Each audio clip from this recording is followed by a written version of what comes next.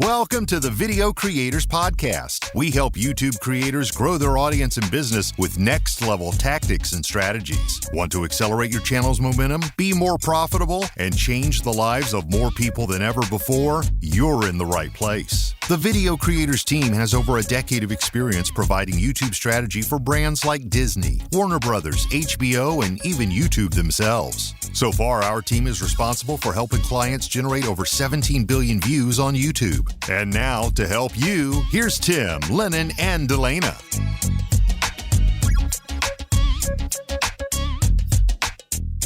Hello, creators. How are you guys? It's great to hang out with you again for another Video Creators podcast and live stream this time. We are live streaming this at youtube.com/video creators. Always a treat. I haven't done this for a while.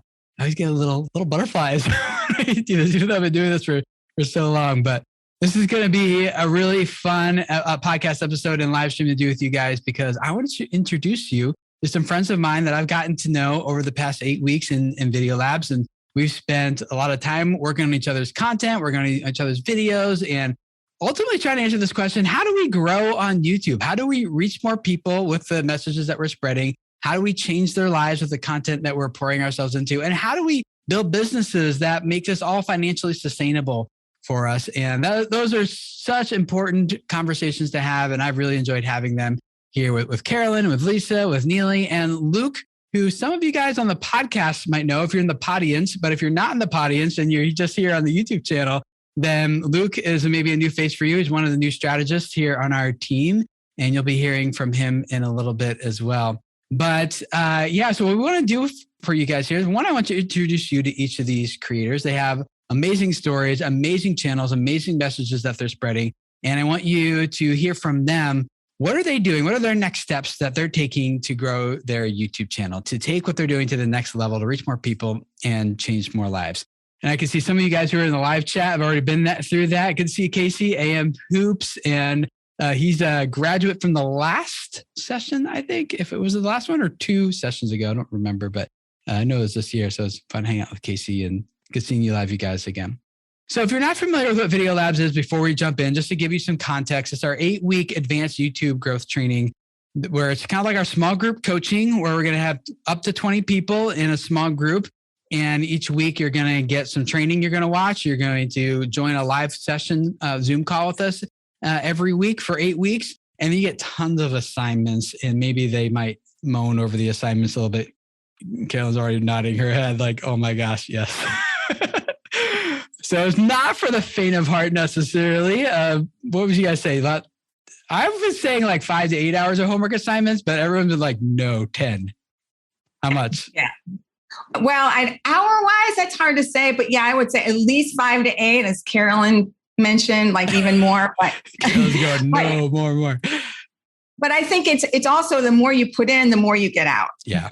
And that's the thing I tell my kids too. I think all the resources that are included, click on them, go through all of that, because they all add a lot of value to what you're doing. And you can go through, you can just watch the videos that are in the course and save some time, but you're not getting the same exposure to the helpful resources. Yeah. So maybe 10-ish hours. My point is, it's for people who are like really ready to take this to the next level and really ready to dive in. So if that's you and you're ready for that next advanced level growth training on how does the algorithm work, and how do I position my videos to rank better in search and home feed and suggested, and how do I craft good content that captures someone's attention and makes them have an emotional reaction to my content and to my brand? How do I use my analytics to spot more opportunities for growth? All of that in 8 weeks. We'd love to have you. We have only 2 more left this year, if I'm not mistaken. We have one that just started. We have another one that starts with me in August. I think we have one more with Ingrid. And then after that, then there's Shadow Summit. After that, I think we're done for the year. So only 2 more this year. Go to videocreators.com/video labs if you want to check it out, see if it's right for you or not. There's a link to that in the show notes as well. Also in the show notes, you'll find links to each of these creators' channels. So as you hear their stories, if you're like, oh my gosh, Neely, like I need more of your channel in my life, well, just go down to the show notes, click on it. You can go check out her channel and follow along with her story as she's continuing to grow. So with that said, those of you who are in the chat, we also want to make sure that we are answering your questions. We're going to go through some stuff here to help you out, hopefully here in just a second. But we really want to spend a lot of time answering your questions. We want to be here for you, help you understand what do you need to do to move forward. And it's not just going to be me. One of the things I really love about Video Labs is it's not just about click here, click there. And it's not just about here's a secret hack for the algorithm, whatever. It's about, ultimately, if I'm going to boil it down to something, it's how do we craft content that makes a human connection with someone and makes them feel like, I love this channel. I love these videos. How do I get more of that?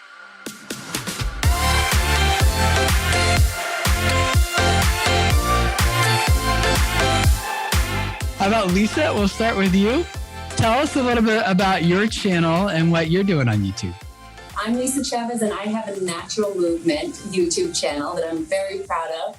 And I educate, inspire, and empower others to move naturally in their home or in their backyard, any natural environment.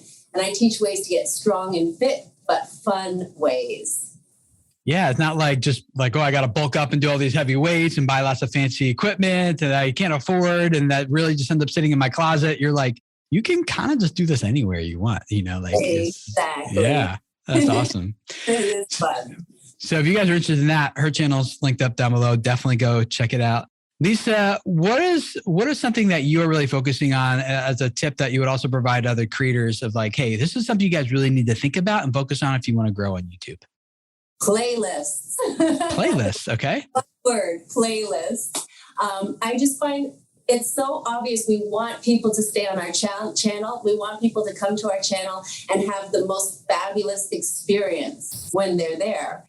And so we have to make it easy for them. It can't just be a bombardment of information and videos. It has to be structured in such a way that people can go to your channel and binge watch you and enjoy it from beginning to end. So in terms of creating playlists, we can keep them short and sweet. Pick out your top 5, 6 best videos, put a great title at the top of the playlist.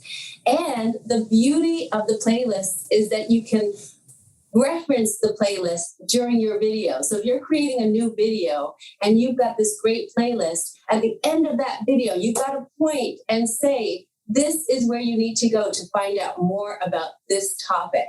And you'll just give the best experience to your viewers. When most people think about YouTube growth, not too many people's mind immediately go to oh, you know what it is? Playlist. That's it. But you're really onto something though. It's really important that a lot of people miss and don't realize is we're trying to get people to click on one video and another video and another video. And playlists are the perfect tool to get people to watch one video and then another video and another video. A lot of people, they craft their playlist as tools for organizing content. Here's all of my vlog videos. Here's all my exercise videos. And they try to just use it to organize content. But what you're saying, I really like, Lisa, which is, okay, you can do that, but it's really this is an opportunity to craft the viewing session for someone. Tell us a little bit, because you skipped over it pretty quickly. This is really important. The pointing to it at the end. Tell us more about the benefit of that and what that does for your channel. And then I want to ask you another question about what happens. Well, let me just do one question at a time. Yeah. So tell us more about doing that at the end. Well, the end screens are another great tool. Playlists, end screens, they go hand in hand. So at the end of your video, you're going to put an end screen and you're going to make it be the playlist that has something to do with the video. But by pointing at that end screen and saying, this is where you need to go, you're giving the audience a very clear instruction of where they can go to find out more. If it just pops up on the screen, you're not really going to let them know that this is the path for you. Have the most wonderful experience on my channel after loving this last video. So that pointing is it just will probably bump you up by 10, 20, 30% of those people that are going to end up clicking on that end screen. You should say something and say, this is where you want to go. I like to just do mainly voiceovers. And so I put a nice, bright white arrow that points up to where that end screen is going to be. And it's clear that that's the call to action. That's where people need to go for more. Yeah. So instead of being hope you like my video. Comment, subscribe, like, smash the like button. Let me know what you think. And like people are like, oh, this video's over. I'm out. What you're saying is like, don't let them go. Be like, hey, here's another video for you. And you're doing a pitch for that video rather than like, just click on any of the videos around here. And they're like, well, YouTube's already given me plenty of other options. I don't need you to give me another one. But you do have an opportunity to give like a verbal pitch for that content and get them into that playlist. I'm going to put you on the spot, Lisa, with the question, how long should your playlist be? It's nice to have it somewhere between like just something that they can consume in one sitting. So maybe it's 3 to 5 videos, depending on the length. Maybe they're all very, very short videos, and maybe it needs to be more like 5 to 8 videos. Yeah. It's got to be your strong videos. It's got to be top. I used to think also it's a category. Just pile in all of them and no, it's got to be very specific as to what people will want to watch after they watch that last video. Yes. Yeah. So you're again coming back to this idea that it's really not about just organizing all of your videos about, let's say, stretching and becoming more flexible. Like in one playlist, although you could have that, you're saying just take your best 3 or 4 videos that will actually get them to click on one video to the next and put that in front of them. For you guys who are interested in going to the next level with this, YouTube gives you all the same analytics you have about your videos, about your playlists too. Not all the metrics, but most of them. So you can see exactly what the exit rate is in your playlist. You can see which videos are causing abandonment in the playlist and use that information to better optimize that viewing session to make it more likely for someone to go from one video to the next based on your analytics. So get a little nerdy there for you. But yeah, thank you, Lisa. If you guys want to check out her channel, link to that down below. Neely, tell us about your channel, what you're doing on YouTube. Thank you. Neely on Nutrition is about helping people, mostly women, develop and build a healthier relationship with food, which actually, it's not really the reason I started my channel. I mean, I started my channel a long, long time ago because I am in the world of nutrition. I'm a dietitian and a certified health coach. And there's a lot of really confusing information out there on the internet. I decided to go back to school myself to study nutrition almost 3 decades ago because I was confused. And this was long before the internet. So that was why I originally started it. But the world of nutrition, it's a huge topic. I mean, there are so many different things. Through 30 days, with your 30 days, a YouTube channel, and then segueing into Video Labs, what I've really done is honed in more on my target audience and my value proposition, which instead of, helping provide relevant nutrition information, blah, blah, blah, so people can make educated decisions, I decided to go back to what my business is about, which is helping women and to develop a healthy relationship with food, as well as taking the fear out of food. There's a lot of stuff that's just making people crazy and don't know what to do. And should I eat carbs or should I not eat carbs? Is gluten bad? And all of that stuff. So I'm trying to integrate the two of them. I need that because I was actually been thinking about you, Neely, because I've been trying to lose weight, which and then last week I had one of those, screw it all, I don't care anymore weeks. A lot of emotional eating, just to be totally honest and transparent. And maybe TMI, but yeah, it was, what was it? Like it went up 3 pounds. I'm like, man, it took me like a month to do that. And now like 1 week is all gone. So I think the stuff that you're providing to people can literally change people's lives and make a really big difference. So thank you for what you're doing there. Yeah. Thank you. And just to throw something out there too, I think one of the biggest issues that people have is like they go on a diet. They're going to change their eating habits, change everything. Yeah. And it doesn't matter. I mean, you can, not eat right. And I don't use it. I just did a video about cheat meals, which those words just don't resonate with me well. It's like, we're going to have a fun food or fun meal. It's over with. It's done with. Just you get right back on track. And whether it's that next meal, that next day, Monday is never going to come, that's so, or if you do think of that Monday, people are going to think of, Sunday is going to be like the Last Supper day, where just chowing down and everything. So really, it's just really helping people in that regard. Yeah, your message has a much more healthy approach than most that I've heard. So I think it's great. Really hope it helps a lot of people. As you're growing your channel moving forward, what's like your tip that you have for creators based on what you're learning and experiencing that you think would be really helpful for them? So many. I mean, just to like what Lisa was talking about, first of all, the playlist. Yes, I had carbs, I had protein, I had fat. And so changing those, making them, more smaller and more manageable. Analytics in particular, because you can learn some stuff on YouTube, binge watching some videos, but going even deeper in that and why, and really the why. For example, like I haven't had the growth that I feel that I should have, only it's probably because I don't have the content that people are going to watch. So I've learned that, but no one's going to get to the end of your video to watch that end screen unless they click on your thumbnail and the title. So you've got to have, because and then looking at your the click-through rate. Okay. How many people see it, how many people click through it. If it's got a lower click-through rate, maybe I should change it. So learning about that and then maximizing the videos. And I've got a lot of old videos I'm not going to do anything with, but there are some that have gotten some views. A lot of my information is very evergreen, so it doesn't really go away. So looking back on more popular videos in my channel and optimizing, and then in the end screen too, it's like, did somebody get to the end? And I realized when I started my channel, YouTube didn't have the cards and the end screens. It was, I don't even remember what they had, but a lot of my videos didn't even have any end screen. So, and through the analytics, I learned that it's like, oh, okay, this has gotten some traction, get some, decent amount of views. I should add an end screen on here. Now, it's not going to be as good as me saying like, oh, watch this one next, because I've already done it. But for going forward, you can do kind of what Lisa was saying, which is like, hey, here's the next one.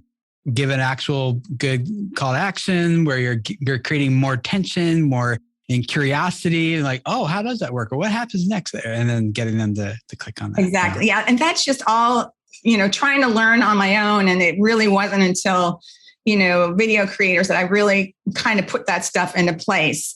And also when I first did my videos, I had like a little intro and then I did my thing and then I had an outro. And the cool thing about YouTube is you can edit and like trim that stuff. So I've taken a lot of those endings away because you look at your graph, it's like, gee, like that. Everyone's like, see ya. Bye-bye. I know. Yeah. So, I don't know if we've talked about this inside Video Labs or not. I know we did in our group sessions, but I don't remember if it's in the training video. Where one of the clients that we work with has, at this time of the story, they had about 6 million subscribers. And for them, they were like, Tim, help me figure out the difference between, for them, a 300,000 view video and a million view video. And they're like, sometimes I put a video up and it stops at 300,000. Sometimes I put a video up and it goes to 1 million. What's the difference? How can I predictably understand, is this a 1 million view video or a 300,000 view video? It all kind of came down to one of the main things that we saw, is what you're saying, Neely, is, and Lisa, you're alluding to this as well, which is it was if they had a certain percentage or lower of click-throughs on their end screen, it was a 300,000 view video. If they had a certain percentage of click-throughs or higher on their end screen, it was a 1 million view video. And there was a pretty big gap right in the middle. It wasn't like we were kind of reading into the data. It was pretty obvious that we could start predicting pretty quickly after he published the video, is this going to peter out around 300,000 or is this going to go past 1 million? And it came down to, one, are we getting people to the end to see the end screens in the first place? And then, if yes, then number two, are they clicking to want to watch more from you? And those are both very positive signals in terms of watch time in the viewing session for YouTube, for them to figure out like, oh, this is a valuable video, and it engages more and more people. So yeah, a lot of people are underestimating that. Now you mentioned titles and thumbnails as well. That's also really important. Anything you want to mention there? Well, I think Carolyn's going to talk more about titles and thumbnails. So yeah. Really good. Yeah, guys. Analytics, data, you can't overlook this stuff. Like, this is how you can figure out what actually is happening with my content. It's the non-sexy side of YouTube that most people don't really get that excited about and don't spend a whole lot of time watching. And because as creatives, I'm this exact same way. So I get it.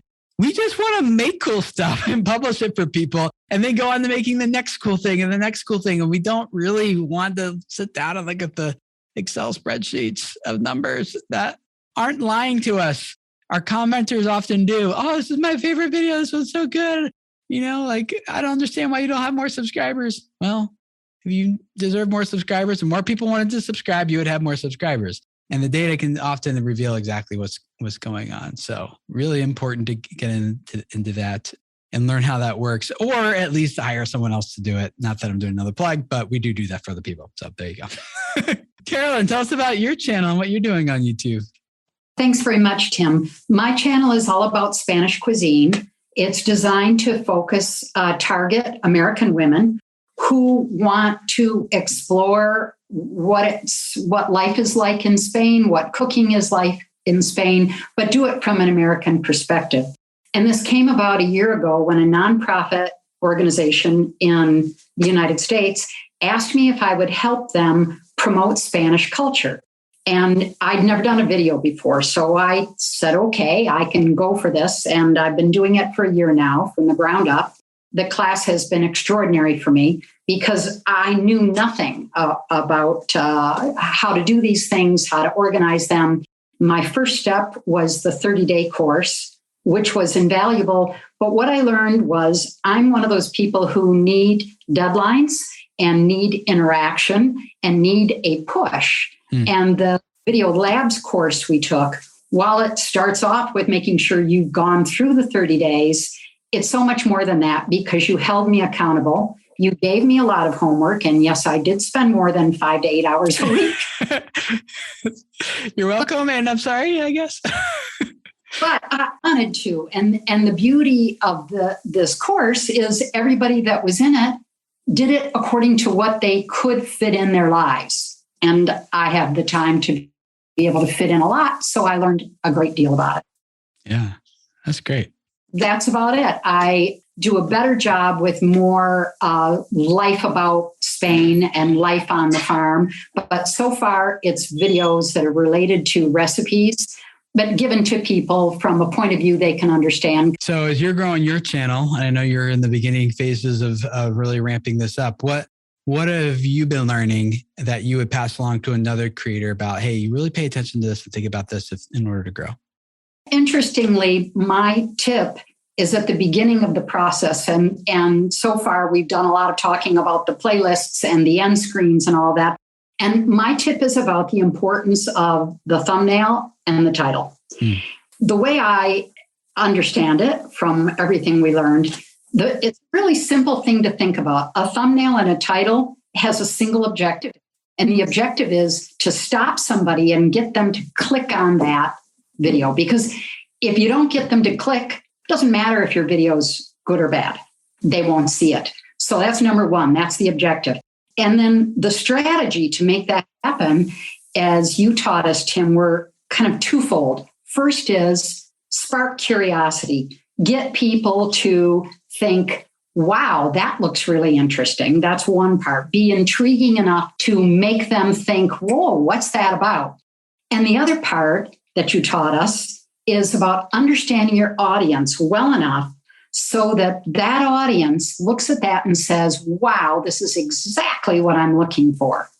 And if you can catch either one of those two things, that's really interesting, or man, this is exactly what I need, they will click on it and they will get into the video.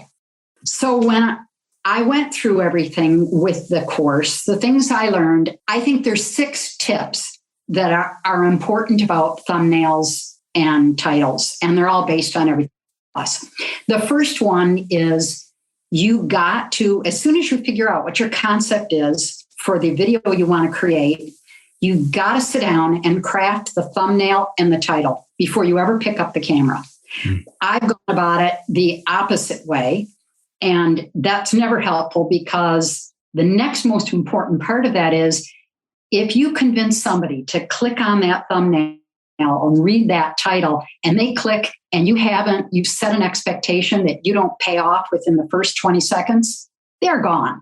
So if you come up with your thumbnail and your title before you film, then you have a chance on film to answer exactly what the thumbnail and title convinced them they might get if they clicked on it. To me, that was really fundamental because I hadn't done that before. The second tip is, and this is my term, but I think of thumbnails and titles like real estate. YouTube is giving us the space for free. But the only way to make it work is if you maximize that, and which means don't put the same text in the thumbnail and the title.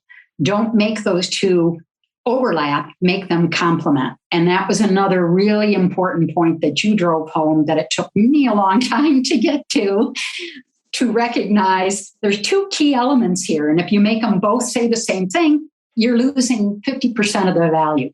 In my channel review, Luke pointed out some really important things that are good to use, and those are power words. Like, I use secret trick to tell somebody a way to do something, or this is awesome, or this is a great 5-minute whatever. But the most important thing that Luke told me to do was, you can say all those things, but don't make them clickbait. If it's not real, don't put things in there. The fourth tip I learned, I've seen Lisa do a great job of that. In fact, Lisa, the video you launched today that said 9 great moves to your back will be happy. I can't remember all the words, but it's using what they call listicles. And a listicle does 2 great things when it's in a title. 1, it sets an expectation. And 2, if it's 3 things or 9 things, somebody expects to go through all those 9 things and you get them all the way to the end of the video. So I think those listicle ideas are awesome for making that happen. And the fifth tip is something that you've talked about so much, Tim, in all the different levels of content creation, and that is inspiring change or behavioral change. That is a how to do this, or doing the flip side, never do this. And that makes me curious about how they do that. In one of your videos on your channel, it was Blake doubled his subscribers in 5 months. So someone has an idea in their own head that's inspirational to them. Oh, wow, I want that too. Or I want to learn how to do that. And the final tip, which I'm nowhere near getting to yet because I have very few subscribers and even fewer views, is testing when it comes time to figuring out what thumbnails perform. And so I know it's important, but I can't speak to how it works. But it would be great if someone else could grab the baton from me and talk about the value of testing different ways in thumbnails and the analytics of that. Yeah, testing we talked about in one of the analytics weeks in Video Labs was using groups and setting up groups. If you're not familiar with that is, if you're looking at advanced mode of your analytics in the upper left corner, you can click on your channel name, there's a little box around it, click inside that box and this drop down appears. And one of the tabs in there that appears is called groups. And you can group, say, all of your videos that have thumbnails with faces, and then make another group of all of your videos that have thumbnails without faces. And then use the compare to button on the right side in there of the advanced analytics to compare those 2 groups side by side. And you can see like, oh, wow, overall videos that have faces, those thumbnails tend to get this click-through rate versus that. And so it makes it a little easier to start comparing some of those things together right in there. So you can start it's not A/B testing in the sense of like it's true A/B testing, but you can start comparing the data based on any parameters you like, based on the videos you select and put in those groups, whether it be faces or thumbnails or opening hooks or end screens or whatever it is that you want to evaluate, put in those groups. Yeah. One thing too about the listicles, this isn't super commonly known, but last I read, it was prime numbers tend to work best. I'm not sure why, but like 3, 5, 7, 11 ways to like, I think it just feels weird. Be like, oh, that's 11. That's an odd number. Like there must be 11 good things here. Or 7, is a little, no, they just, from magazine stands, newspaper headlines to advertising copy in general, prime seemed to perform better last I saw, which is interesting. Well, thank you, Carolyn. You guys want to check out her channel, link to it down below, and evaluate her title thumbnail game as she continues to grow. She's making a oh my gosh face. But yeah, her channel is down there. Luke is he's the newest strategist on our team, YouTube strategist, and getting ready to start doing consultations with a lot of you guys. And as he's been training in, we were like, hey, Luke, let's start a new YouTube channel together and go through our process. So as he's learning it with us, he's executing it on his own content, his own videos on that channel. And so Luke, why don't you tell us a little bit about what that channel is all about and what you're doing there? Thank you, Tim. So my channel is called Classic Man, and it is hobbies and practices that develop charming characters so that you can be a man who leaves a legacy. So the content is kind of centered around more traditional type things, more classic type ideas, and things I enjoy, things that I think help develop me for my family and in life. And so one of the biggest elements that I took away from going through video labs a few times now is the storytelling element. We talk in the course, we make references to the book Storyworthy by Matthew Dix. Everyone needs to read that book. I think if anyone does any communication in general, they need to read that book so they can learn the difference between anecdotes and real stories.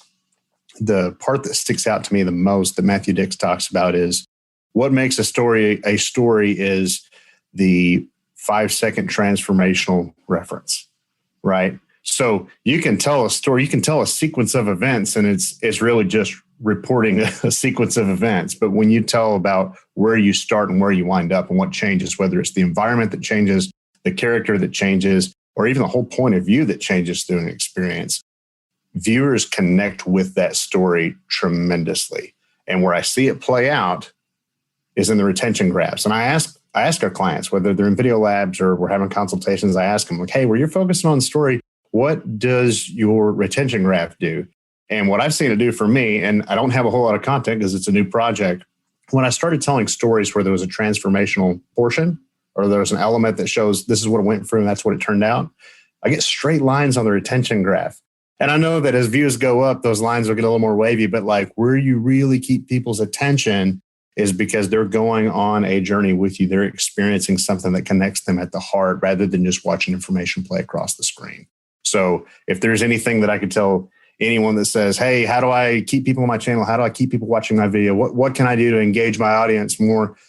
Be real and tell stories about transformation if that's the case. Or if you're doing tutorials, show a product that goes from wood to a desk if it's like a DIY tutorial type thing. But do not miss out on applying storytelling to the content that you're creating. Luke, you opened up a can of worms I want to jump into, but I'm going to resist. Because we could spend 5-10 more hours talking about the impact that this has on people's content in terms of building a human connection, in terms of holding people's attention for more watch time, in terms of building brand loyalty, in terms of understanding the brand, in terms of a lot of us who are educators. I know it's hard at first. It's actually, let me put this on Carolyn, Lisa, and Neely here. Just raise your hand. When we started going through video labs and first we go through all the algorithm stuff, how the algorithm works. And we get into now that you know how it works, what are we going to do to actually capitalize on some of these principles? And you're like, story? But I'm just trying to teach something. I don't really. So any of you want to speak to that experience? Because it's usually very common. I know anyone listening to this who's like, yeah, well, all I want to do is teach people how to cook or how to get fit or how to lose weight or whatever. And then you're telling me that feels like a square peg in a round hole. Is that kind of what your reaction was at first too? And then where are you at with it now? I'll jump in. So one of the things, absolutely. Storytelling is, I've heard time and time again, I've listened to so many of your podcasts, but it wasn't until really getting in and diving into learning more about it did I really start, and the guidelines that you give us and the graphs and how to do that. And also introducing us to people like Luke had mentioned, Matthew Dix and others that are, experts in the storytelling really opened up my mind to understanding what to do, how to do it. I am far from there yet, but I think first it starts with the awareness of what you need to do. And then hopefully I'll be able to execute more on that. I'll admit that I was what Tim and Luke would refer to as a non-believer. And one of those people who I just thought, no, I'm doing videos on recipes. How can I add story to that? And I was hesitant to do that sort of thing. But I have to say, by the end of this exercise that we all went through on storytelling, I do understand that people want more than just seeing it straight on the counter or in the oven. They want to understand what it is about me that A, makes me an expert, or B, that makes my struggles in the kitchen more visible to them. So I'm now anticipating having some bloopers in there, like when the paella falls on the floor. I don't have to take that out of the cutting room. It humanizes you. People are like, oh, I do things like that too. Good. Well, if you guys want to follow along with Luke as he develops that channel, Classic Man, link to that in the show notes as well. Go check it out.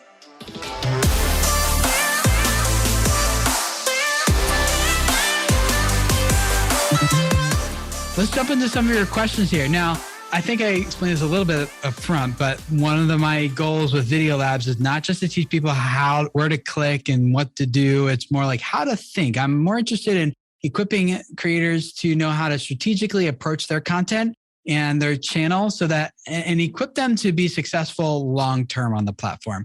As the algorithm changes and as viewers' expectations change and the platform just continues to evolve, I want to equip people to be able to stay on top of that for the long run. And so what I want to do now with asking them your questions is, this is kind of like not their final exam or test, but they're kind of being put on the spot to think about questions that we likely didn't even cover. Maybe we did cover, but that maybe we didn't even cover in Video Labs. Maybe they'd never even thought about or considered before. But because we've taught them this process of how to strategically approach YouTube and content strategy in a more timeless manner, I want to see how they come up with answers for these questions that you guys are asking based on those principles. So no pressure, you guys, but here we go. Okay, just jump in. Whoever wants to take this first one. It's from Dennis Karui, I think is how you say it. And he asked, is it still advisable to pitch my email lead magnet and a related playlist at the end of all my videos, or only my playlist? One of the things too that learning and through the course is understanding, okay, you've got like 3 buckets. You've got your discovery videos and your community videos, and then like your sales video. So a sales video is going to take somebody away from YouTube. And if you're trying to grow, you don't want them to go away from YouTube. So the discovery video would be, if you want that, then pointing to a playlist, and just a playlist would be, or a video. I don't know if you can do a playlist alone. I think it's got to be with a video, but anyway. I think you can do just a playlist, but yeah, you can do both there. Yeah. So you're saying like, no, just focus on one thing. Yes. Yeah, that's totally right, Neely. Like if you ask people to do multiple things, they're less likely to do any of them. And especially if you're trying to get people to end the viewing session as well as increase the viewing session, those are 2 conflicting viewer signals. So I would just, if you want that video to go be as discoverable as possible, just, link to the playlist. Yeah. And then you want people to go to lead magnet, do a video that just leads people to lead magnet. Do it that way. Perfect. Love it. Cool. Let's keep going. Thank you, Neely. Yo-Yo Finds asks, which are more important, description or tags? If you want to grow, which one's more important? You guys aren't going to jump in. I will. But Lisa and Carolyn, if you've got something, this is something that just blew my mind, and I don't know what week it was, but YouTube doesn't care what your tags and your description and your title say, because they know when you're uploading it through artificial intelligence. This is just like one of those moments that, oh my gosh, they know, what's in your background. They know what you're saying. They know all of that. So it really doesn't matter. It matters a bit, but not as much, I think, as people think it matters. Yeah. So what we did in Video Labs is we showed them exactly, here's what's happening behind the scenes and how YouTube takes a piece of footage and interprets what's happening in it all on its own, even while it's uploading, before it's even done uploading. Like this is what they're figuring out. So you said something really important though, Neely, which is you didn't say that they're not important. They're just not important for the reasons you thought they were, which is for the algorithm. So anyone who wants to jump in here, what is important about, well, is anything important about this? But you included titles in that too, Neely. So when we think about titles, we think about descriptions and tags. Let's just go to titles, I guess, and make it easy here. Let's say, yes, you're right. Description tags don't really get a whole lot of weight in the algorithm, if any at all. But titles do matter. Again, not algorithmically, but because why? Why are titles still important? Go ahead, Lisa. So it's not so much that you need to get all those keywords into the title like we once thought. It's really more about making sure that you're communicating what it is that you want to deliver to your target audience. If you can communicate that clearly, then you're going to get that audience to click on that video. And then you've got to deliver in the video. But if you're just trying to put together a title it's not so much that YouTube's going to look at that title and the words that you've used in order to promote that video and push it to different audiences. They're going to put that video in front of the people that want to see what you're putting out there. They're the people that are starting to follow the stuff that you are creating. So you've just got to be a little bit mindful of making sure that you're communicating to your target audience and making a connection with a human as opposed to a connection with the world of YouTube robots. The YouTube gods. Yeah. That's one of my favorite phrases, Tim, that you use in many of the lessons we've had. Think of it that you are promoting to a person, not a robot. So if you're stringing a bunch of keywords together, thinking that the robot will use that, they won't use it. But if you write to the person, the target that you have, that will spark curiosity, that will make it intriguing, that will make them want to, and do it in a way that's in their language, in a normal way that you talk to anyone. A lot of people think that YouTube is trying to find viewers for your videos, but it's actually the other way around. They're trying to find which videos does this viewer want to watch. It's a viewer-centric system, not a video-centric system. And so we are trying to align our content strategy with how YouTube works, which is let's focus on the viewer and let's optimize for people, not for robots. And so that when those people watch, they're enticed to click. Now, the keyword might matter because someone is looking for a certain value they want to consume. Thus, they expect to see a certain word in the title. Like if they want to watch a video about weight loss, they would expect to see weight loss in the title. It's not because that keyword was in there. It's just that it communicated accurately the value of that video to the person who wants to consume it. So it's still viewer-centric in that regards. Cool. Technical Masam, I don't know. I'm so bad at it. You guys have been in live streams before. This is just going to be a ritual that we're just going to have. I'm sorry. It says how to start getting views. How do you get more views? You're just getting started. What advice would you give for that person? Go ahead, Lisa. Hey, you've got to start off by really pinpointing exactly who it is that you're trying to reach and what it is that you're trying to deliver to them.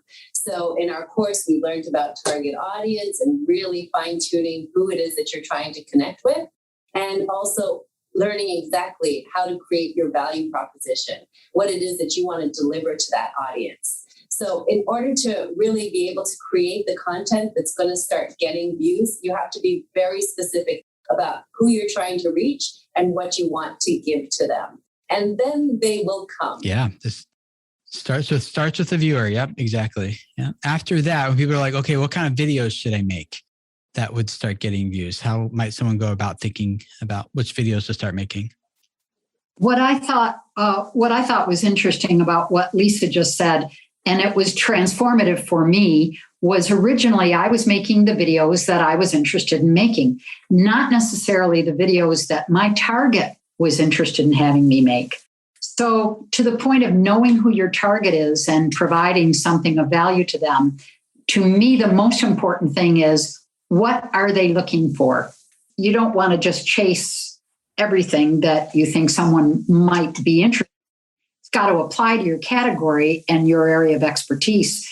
But it's all about what they're looking for, not necessarily what you want to create a video on. Yeah, if you happen to be in your target audience, that can work well. But most of us, if we're experts or educators in our space, we're not our target audience anymore. So we have to think, a little differently about it. Cool. I can also say one thing, Tim, about like trying to create a little bit of energy around your videos. A nice way to kind of look at YouTube and then decide what videos you want to create is find some channel that's in your niche and see what they're doing, and see, especially if it's a channel that's just up and coming, like maybe they've got about 30,000 subscribers, but they're starting to get some videos with some traction, maybe like 100,000 views, then you might have a video that might complement that video. So try to create that video. It might be like a follow-up, or it might be a prelude to the one that's starting to get some traction. And then YouTube might start seeing that your video connects in some way, and the viewers enjoy watching your video after seeing this other one that's taking off. And then they might start recommending your video, and then your numbers start to grow. Connecting what's unknown to what's known. So like a good way to get traction started at the beginning also is to be like, hey, I'm making videos about getting in shape, and no one knows maybe whom I am yet on my channel, but they know who maybe Jillian Michaels is. So I'm going to make a video reacting to why she's wrong or why she's right, or tweak it this way, or to improve. Like, so people click because they know Jillian Michaels, but in the process then get introduced to you. So it's tapping into other people's audiences and other communities that already exist, and connecting that to your brand can be really good too. Good way to get started. Finding those channels that are in your niche that are getting, good traction, and not making the identical video, but making stuff like, how could you do it in your own way and with your own personality to do that? Or, that. And how could you do it better? Mr. M Senior Community asked, keeping the interest up for people to get the end screen. How do you do that? How do you hold people's attention to get to that end screen in the first place? What does that look like? Well, storytelling is one good way, but also ensuring that within the first 20 seconds that you're delivering what your thumbnail and title is suggesting is going to be delivered. So within those first 20 seconds, it's clear that this video, if they watch it to the end, is going to deliver on what it is that they are expecting. Great. Yeah. Story can do a really good job of holding people's attention and then setting it up well with a lot of intrigue, creating tension, curiosity in the beginning of the content, especially, but then holding that intrigue to the very end is really important.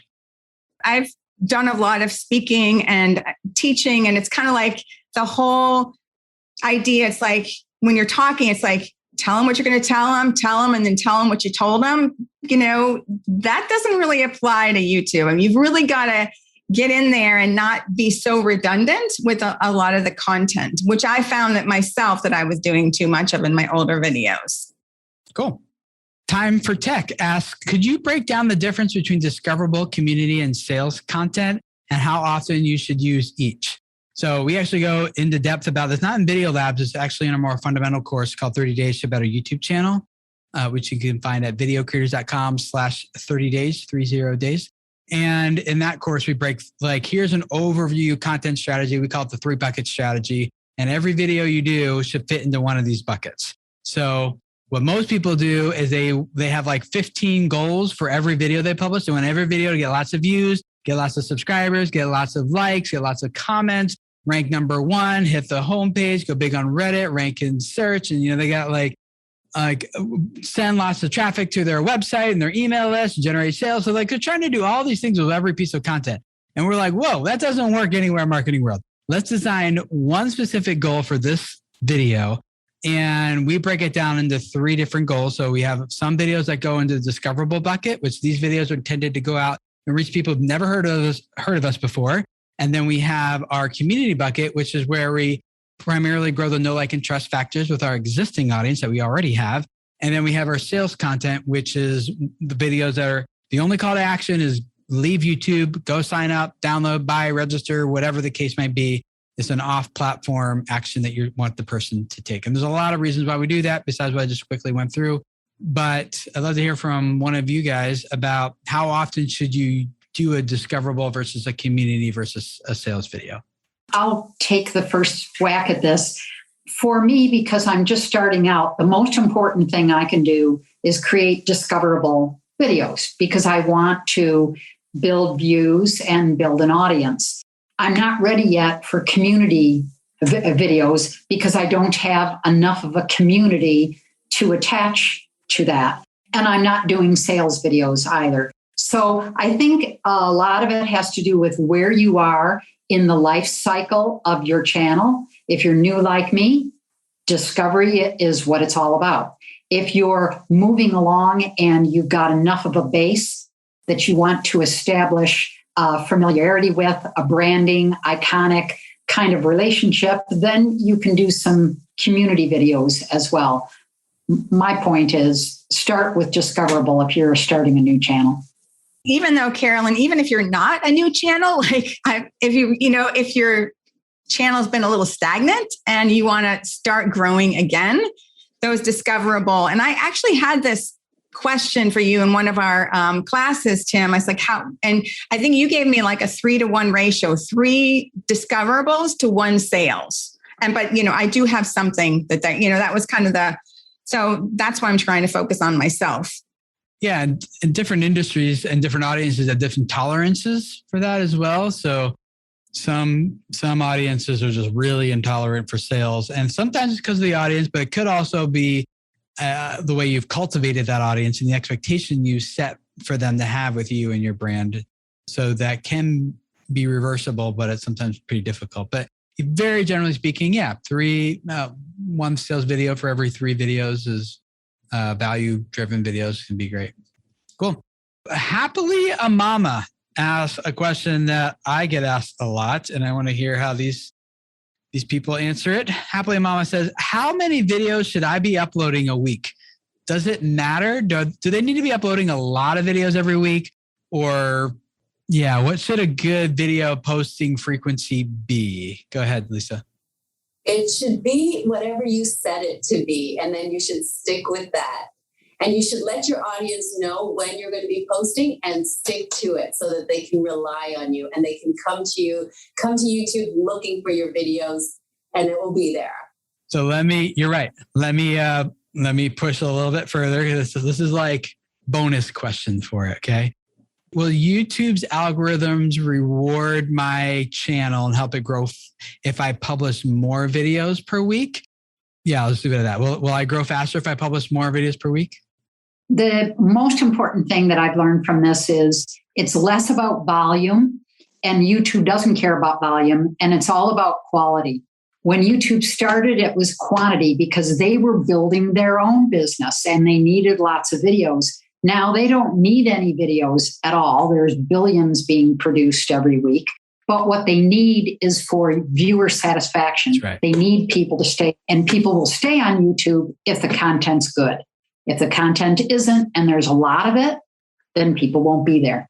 The short answer is you can do as many videos, post as many videos as you want to, provided they all are of the same level of quality that you want them to be. That's exactly right. Yeah, you nailed it. Good job. It's about YouTube just is really, really, really pushing satisfaction as one of the key metrics that they're looking at in terms of how we decide what this video is it worth promoting? Is it not promoting? Because they figured out hey, we can get people to watch a lot of videos, spend a lot of watch time and session time. And then they realized the videos that do that are a lot of these conspiracy theory videos. And before long, people are in the wee hours of the morning still watching YouTube, having this crazy long session. But at the end of it, they just feel a little icky. And then they're less likely to come back to YouTube 2 days later or next week. And so YouTube is not willing to sacrifice someone's ability to come back to YouTube for the sake of a longer watch time reviewing session. So satisfaction is really, really important. And we talked a little bit about how they measure that inside of Video Labs when we talk about the algorithm and things. But yeah, that's exactly right. Let's take one more question here. And this is a really good one to wrap up with from Claudio Calderia. What's the best way to storytelling method for educational content? So each of us here are educators. We touched on this a little bit, but in terms of a method or a process that someone should consider actually how to do this as an educator, any advice that you would have for that person? Go, Lisa. We learned a few different styles, techniques that you could use for storytelling, like 3 different styles. But I don't know if it's so much of a particular style, as long as it definitely clearly shows a transformation that has happened. I think that's just the number one rule when it comes to storytelling, is that it must clearly show, first of all, what the stakes are, what's at risk if you don't make this transformation, and then show that the transformation does happen. And when it comes to educational material, there's many ways you can insert a story. It doesn't have to take up the entire video. It might even be just the first couple of minutes and finish it up at the end. You can be creative with the way you tell it within the video, but it does need those components. What's at stake and what is the transformation? Yeah, good. Lisa, Carolyn, Neely, have anything to add to that? No, I mean, that's it really. I think one of the challenges I have is that, because I can use clients that I've worked with, but the issue that I have is that they come to me for a reason and then they change in the time that they're working with me. But those are kind of more sales videos. It's going to take people away from my channel. And I'm trying not to do that. So I'm trying to figure this out myself, and just in different types of stories. Yeah, Lisa, that's really good. And Neely too, it's like this transformation, and it doesn't have to be overthought. It doesn't have to be this huge thing. It could just be how you set it up, how you set up the video. It could be like a couple of examples we use in Video Labs, which is like, instead of just being, here's how you draw a face, he just opened it up with, my wife just says that she can't draw faces well. Maybe you feel like the same way too. Here she is drawing a face. Before I told her this, I forget, I'm not quoting exactly, but this, how to do this. And then here she is showing after this one simple tip. Right? And then the rest of the video is the tutorial. But what he did is he set it up to show transformation from the very beginning. And like, my wife just thinks she can't draw well. Maybe you feel the same way. He's getting right into a character who has desire and obstacles and stakes. She just feels like, I just can't do it. There's just like this internal struggle, obstacle. Or if it's a woodworking channel, whereas like, instead of just here's how you build the thing, it was like, my wife's out of town this week and she really doesn't like this dresser in our room. And she just asked me, could you make a dresser like this? I've never built like a dresser like this. I don't know if I can do it, but let's go find out. And the rest of it's the tutorial. And now you're watching, what's the wife gonna think when she comes home? You're in for that transformation of both characters, the wife and the guy who's creating it. So it doesn't have to be like this major thing. It'd just be a little setup. Could be really helpful.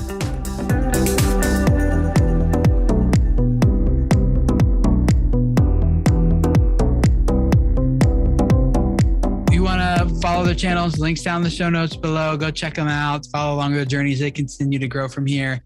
And we'd love to have you in the next Video Lab session. The next one starts with me in the end of August, I believe. Forget the exact date. I probably should have had that ready. But it's like mid to late August. And it's videocreators.com/video labs if you want to start with me. Then we have one more after that, and then we won't be running anymore for the rest of the year. So we'd love to get you into these next one or two and work with you and a small group of other creators, help you grow your channels, take it to the next level as well. I apologize to everyone who's in the chat who's like, what about my question? I know Luke did a great job. We have so many questions here in front of us and we just don't have enough time to get to all of them. But thank you, each of you, for being here. And for those of you who are in the audience, thanks for hanging out. And we will see you guys again next week for another Video Creators podcast episode. See you guys then.